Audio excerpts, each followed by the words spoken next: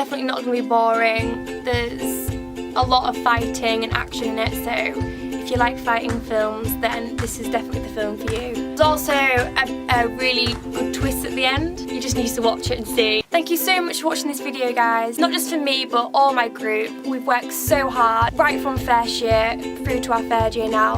We've not got long left, so any support that you can give us would be amazing. We have an Indiegogo account where you can donate to us and help us to reach our goal and our aim for the film. We also have Facebook, Twitter, Instagram accounts. Also, we have a blog now which is up, and you can sign up to our mailing list and you get a chance of winning 2 free t-shirts. The t-shirts designed by me.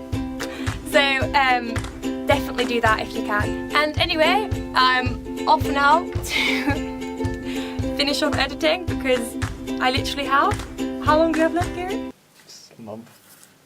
Less than a month. Less than a month to finish this off, so I'll see you guys at the screening. I wanted to turn it around, but it stopped.